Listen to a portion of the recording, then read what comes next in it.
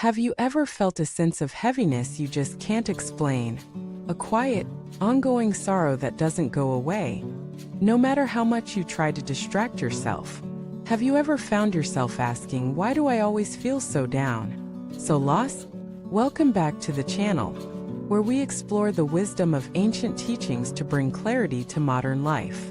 Today we dive into one of the most powerful texts in the Buddhist tradition, the Diamond Sutra, to uncover why so many of us live in a state of quiet despair, and how this ancient scripture can lead us back to light, resilience, and unshakable inner strength. Let us begin with a simple but often overlooked truth. Much of our suffering doesn't come from what happens to us, it comes from how tightly we cling to what we think should be.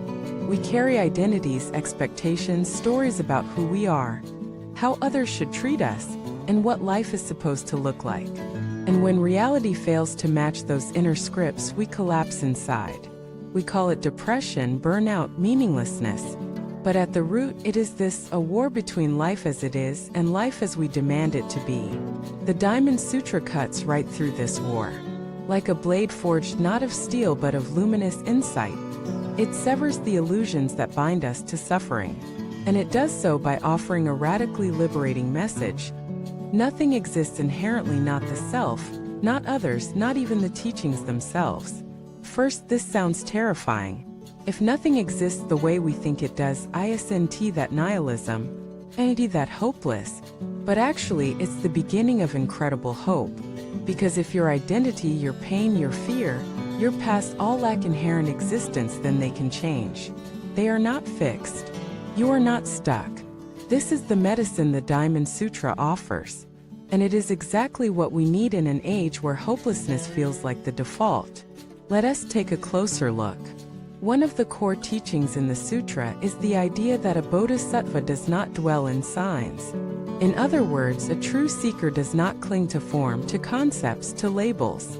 Not even to the label of bodhisattva. Why? Because the moment you grasp at an identity, you lose the spaciousness of awareness. You lock yourself into a box. Think about how we talk to ourselves. I'm a failure. I'm broken. I'm not spiritual enough. I'll never be happy. These are all signs, fixed ideas we've bought into. And they feel real because we repeat them endlessly. But the Diamond Sutra invites us to see through them.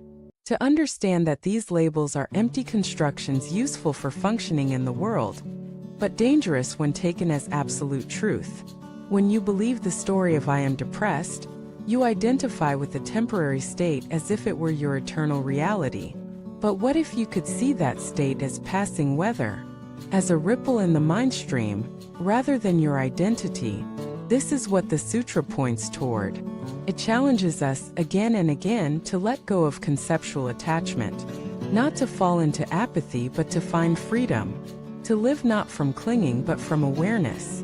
In one famous line, the Buddha says that if someone is still grasping at a person, being, or soul, then they are not a true practitioner of the path. What does this mean for us? It means that the heaviness we carry, the darkness so many of us feel, is often a result of clinging to who we think we are, or who we think we've failed to become. Imagine the relief of putting that burden down, of realizing that you are not your past, not your emotions, not even your thoughts. You are awareness itself, clear, open, luminous. From this space, even sadness can arise and pass without crushing you. Even despair can be met with compassion. And that is power. That is resilience. So how do we apply this teaching? How do we live the Diamond Sutra in our everyday lives? First, we observe the mind, not with judgment but with curiosity. We begin to notice how often we label. This is good. This is bad. I'm winning. I'm losing. Each label creates tension because it ties us to a fixed view. Second, we practice letting go, not by force but by recognition. When a painful thought arises, we don't suppress it. We ask, is this ultimately true? Is this who I am? Usually the answer is no. Third, we cultivate compassion, not just for others, but for ourselves. The Diamond Sutra, while deeply analytical, leads us ultimately to the heart of love. Because when you stop clinging to fixed identities, You naturally open to the suffering of others. You see that their pain is just like yours, arising from misunderstanding, from clinging, from delusion. And suddenly, your own pain becomes the doorway to empathy. This changes everything. You're no longer trying to fix yourself like a broken object. You're awakening to your wholeness. You're no longer trapped in the idea that life must be a certain way for you to be happy. You find peace in what is. This doesn't mean you give up. It means you show up fully, courageously, gently. So if you've been feeling lost, dark, or numb, know this. The Diamond Sutra was written for you. Not to shame you, not to push you harder, but to whisper, let go. You are already enough. You don't need to chase some better version of yourself. You don't need to escape your pain. You only need to see through it. And when you do, what you'll find is not emptiness in the bleak sense, but emptiness as fullness. Emptiness as possibility. Emptiness as love. This is not theory. This is liberation.